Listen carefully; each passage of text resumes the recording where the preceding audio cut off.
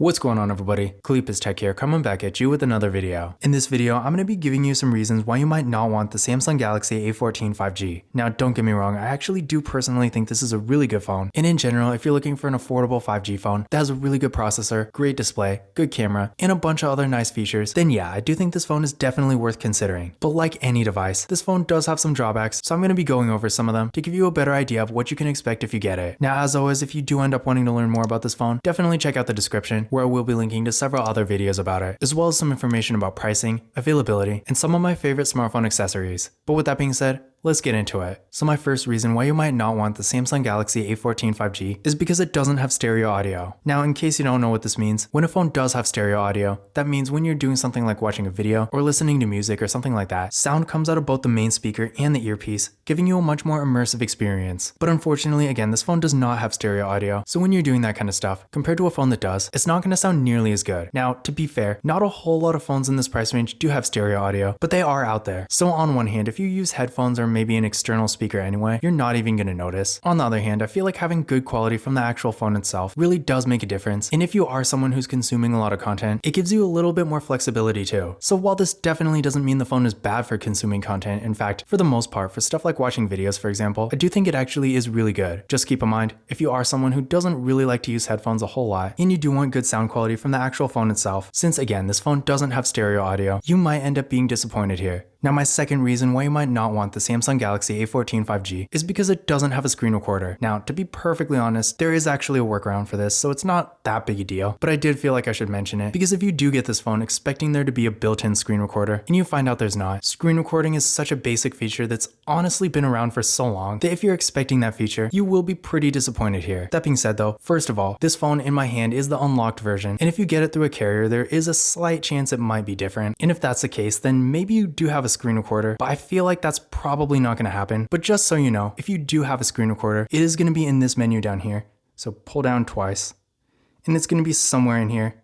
And if it's not immediately here, then you're probably not going to have it. But if you want, you can always hit this plus icon and check the other features. So as you can see, this phone does not have a screen recorder. But again, luckily with pretty much any Android phone, there is actually a workaround. So if you go to the Play Store, go to search, type in screen recorder, so right here.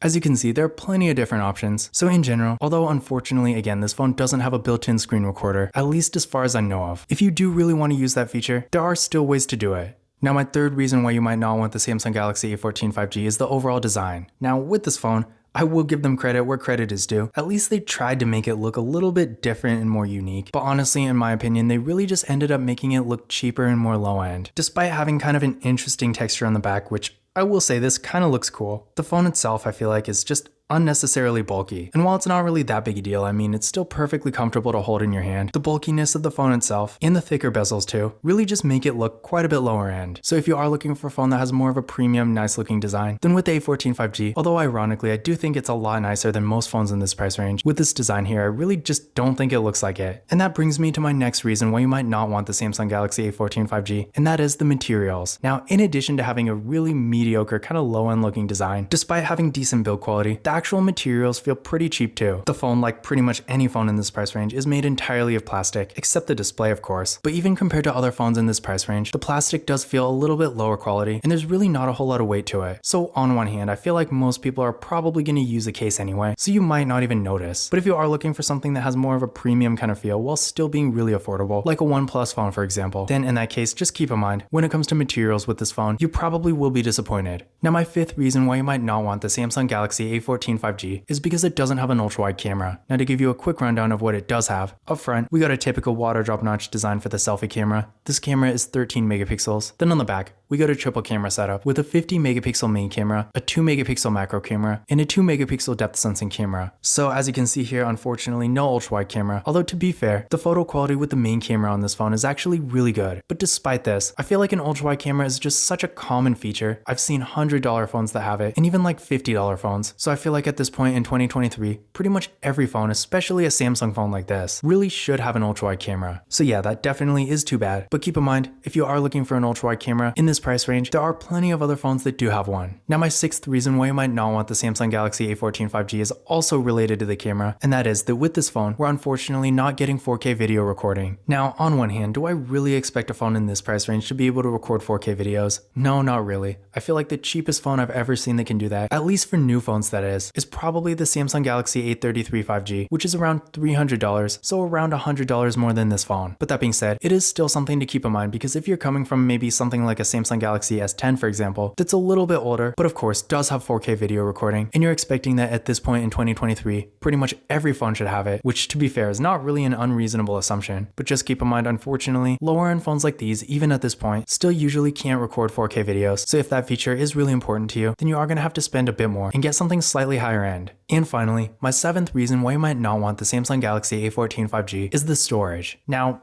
to be fair, I personally don't really think the storage is really that bad, especially for an entry-level phone, but depending on what you're using it for and what your expectations are, I could see some people getting disappointed here. Now, with the Samsung Galaxy A14 5G, we are getting 64GB of internal storage with microSD card expansion, and on one hand, again, this is really not bad. In this price range, 64GB is pretty average, and while I personally think it's the bare minimum any smartphone should have in 2023, for the average user, it is going to be perfectly fine. I mean, if you're not doing a ton on your phone, you're mindful of what you're putting on it, and you make sure to use a microSD card, then honestly, if you're not constantly downloading all kinds of apps, games, stuff like that, you will be perfectly fine here. That being said though, if you are more of a power user, if you do have a lot of apps, or maybe you just don't want to ever have to worry about storage, then 128 is probably going to be a lot better for you. And believe it or not, but several other phones in this price range do actually have that much storage. So if you are in that situation where you do want a lot of storage, then while the 64GB we're getting with this phone is, again, definitely not bad, keep in mind for around the same price, you still can do better. But those were my reasons why you might not want the Samsung Galaxy A14 5G. In general, despite those drawbacks, which in my opinion were really mostly minor things, I do think the Samsung Galaxy A14 5G is actually a great device, and for an entry-level 5G phone, it honestly provides quite a bit of value for the money. Now once again, if you do want to learn more about it, definitely check out the description where I will be linking to several other videos about it, as well as some information about pricing, availability, and some of my favorite smartphone accessories. But that's it for this video. If you enjoyed it and found it useful, be sure to give it a thumbs up and hit that subscribe button. Don't forget to follow Kalipis Tech on Twitter and Instagram.